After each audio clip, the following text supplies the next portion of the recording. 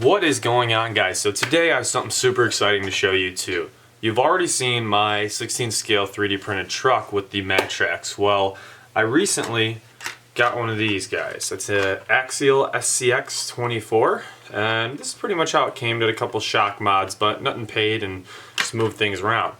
Now the exciting part is I just finished making some very small functioning tracks for the SCX24. So tonight I'm going to show you these tracks, how they function. I'm still working on them. I'm still waiting for small bearings for these running wheels here. So those are still in the mail, but right now I just have them gliding on the screws and they seem to work okay. I'm also going to show off this little mini track that I've made for my SCX24. So you can see here we got the first ramp. You're going to go up that ramp, up across the bridge, across the table saw terrain, across another bridge, down onto the Emax brushless box, down another step, and out. So we're going to give it a shot with both the stock tires as well as the tracks. Now, one thing to take note of before we get started here is these tracks, they are much stiffer. This is a TPU filament that this track is made out of. Although it is flexible, it's not nearly as sticky as your rubber tires on the truck. So they probably won't do as well on climbs and things that require grip, but as far as anything soft, snow, sand, they should do excellent. So let's dive right into it. Alrighty guys, so we are going to start off with the tires, show you how those handles it, and then switch over to the tracks. Alrighty guys, so here we go with the first obstacle with the tires. Let's give it a shot. This is a super steep incline for this truck, at least with the stock tires. It's slick wood, so you don't really have all that much grip, which is kind of what makes it fun. So let's give it a shot. Ooh, first tumble. Let's give that another shot. Finding traction on this is difficult, especially getting over this first hump.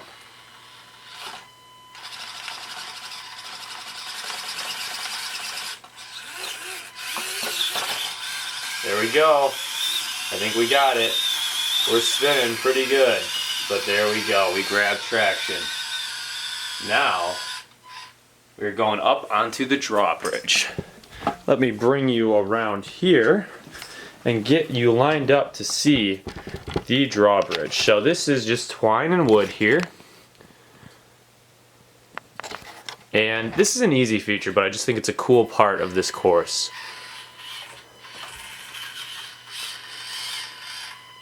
And right up and over. So next, so here is the table saw challenge. Now this is just some blocks of wood that are all hot glued down to this table saw.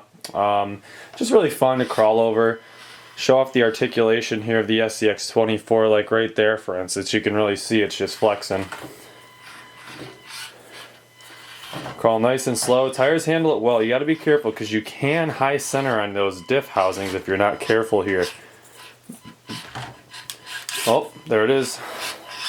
So now I'm going to have to come out a little bit over here and line myself up for the next phase of our course, which is the downhill bridge. This one's a lot more aggressive than the first one.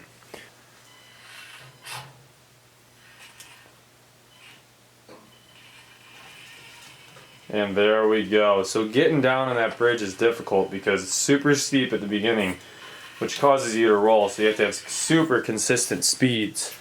So now we're moving on to this bridge, which is simply a piece of pine with a bunch of other blocks glued onto it. Now what's cool about this is it's just the articulation. It's downhill, it's a lot of fun. Alrighty guys, so here we go onto this bridge. Now this is a fun one. We're just going to crawl up and over these things. You got to be careful because again, you can get those diffs hung up on these high objects here. So really get that suspension articulating. Get it crawling carefully over these because you don't want to go off left or right.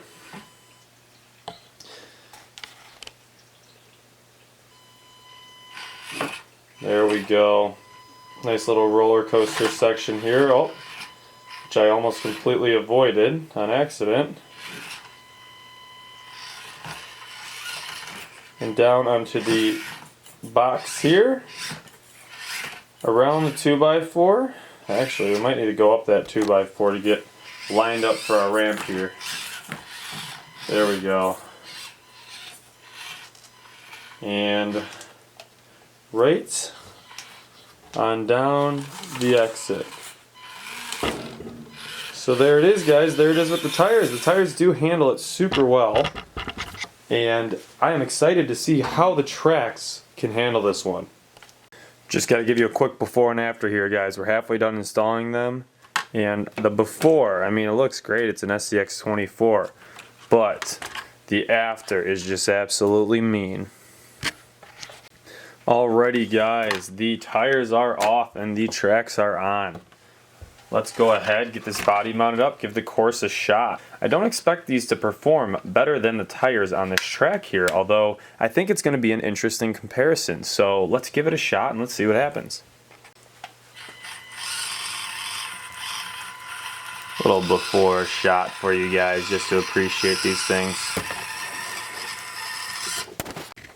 Okay, so again, starting off on our incline here. I do not have necessarily high hopes for this. These tracks, like I said, they don't have too much grip like the rubber, so I don't think they're going to do too great on this, but we're going to give it a shot. Oh yeah, that is just not going to happen. It's just spinning, and that's just because this 3D printing filament that the tracks are made out of is a durometer of, it's a 95A, so it's actually relatively hard on the outside and not rubbery, for instance. It does flex, but it is not very rubbery. So on the tries to grab traction, but it's not going to get anywhere. So we're going to just bring it on up to the bridge. Alrighty, guys, so here we are back at the bridge. Uh-oh. I might have not pulled it far enough. There we go. So you can see at the top there, it's got no issue crawling over. You're spreading that weight over a lot more surface area. And let's see. I think it's got the potential. Oh, we're in a hairy situation here. Let's see if we can save that. There we go. We got up it. Here we go. Make sure that's in focus. So I feel like it may do better here because with these tracks you do get a higher clearance of those axles. That does offset the vehicle slightly, and it's almost like a portal axle. And it seems to be handling this just amazingly.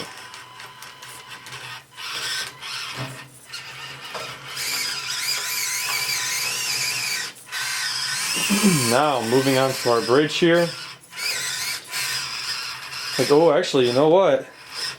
We have our first track issue here. If you take a look, it has thrown the track off slightly. I'm hoping once I get bearings in these runners and they're much more fluid that I will avoid those issues. But for now, we're just going to pop it back on and resume where we left off. So to pop it back on, these are just very simple.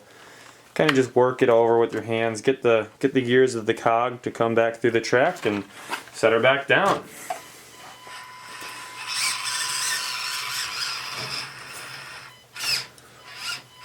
Oh, you know what? We're having issues with that particular track. It keeps throwing itself off. I wonder why. I probably didn't have it seated right.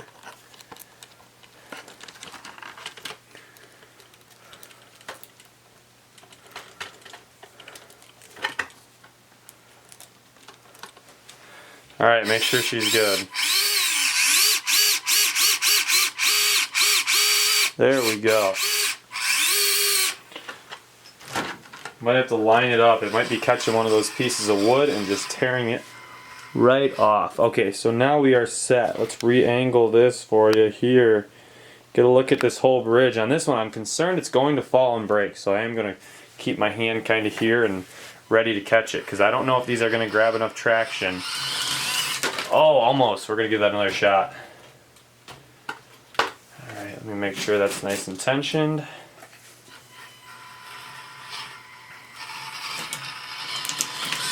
Oh, I think maybe third time's the charm. And And look, we just threw that front track too. So I'm gonna have to work something out. You know, when you get a lateral load on these, it seems to throw that track, but they need to be thin enough and flexible enough to not put too much strain on the truck.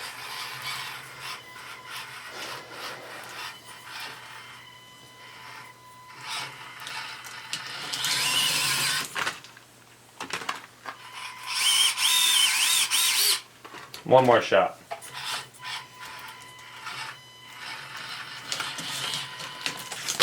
I don't think it's gonna happen, guys. Let's see if we can climb up it.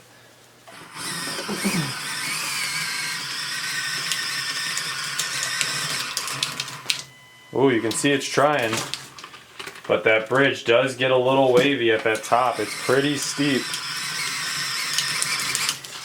Yep, not happening. Bridge is not happening. So we're just gonna set him down here and continue on.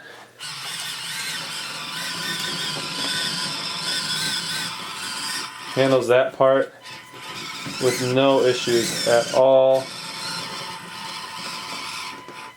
One nice thing about these tracks, as you can see right here, is that when you have these larger gaps like we do right there, you can kind of really drop that rear axle off, because that surface area, again, it covers a lot more distance than a wheel would. So back onto the cross track here. I feel like it does perform better on these technical sections, just because, again, you can kind of float over the top. You don't have to be as precise with your movements. It just really likes climbing over this stuff.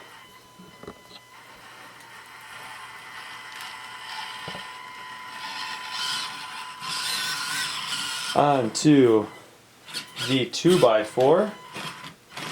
Oh man, it's just pushing it. That's okay, brute force helps too. Alrighty, and let's see if we can get down this in one piece. I don't know, guys, we shall see. Uh-oh, oh! Well, now we are in a sticky situation.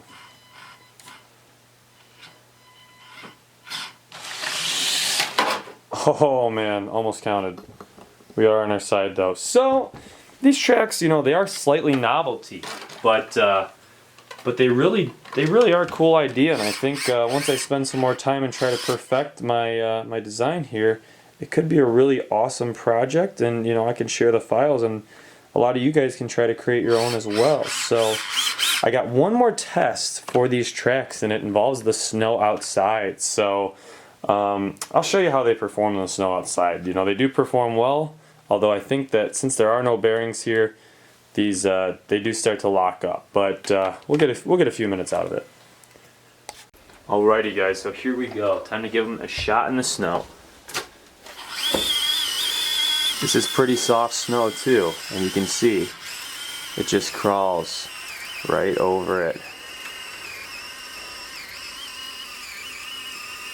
Going through the tracks of the E-Revo from earlier. And look at that. That is where it most certainly will outperform the tires. Alrighty guys, so as you can see, I've been having a lot of fun with this project. They are a super cool design, and I really enjoyed designing them and printing them. They definitely still need some tweaking though. As you noticed, it slowed down in the cold, and the reason for that is, again, when this flexible track material gets cold, it becomes much more stiff, and that puts a lot of strain on the truck. And I may need to do like the, I believe there's a 380 motor upgrade to the truck for these to work really well in that snow. So that may be my next step. Also, get these bearings added to these runners. I feel like that may give me a significant increase in performance as well. Last but not least, I'd like to also try to print these in a Ninjaflex Filament, which I've heard is much softer and squishier than your standard 95A TPU here.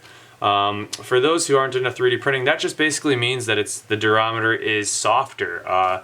It should be a little more flexible and just give us that, you know, 10% or so advantage with the flexibility on these. So still definitely a work in progress, but I am very much enjoying this little truck, which I recently got, as well as the project that I am building with it. So thanks again for watching, guys. Stay tuned for more content on this project and many more.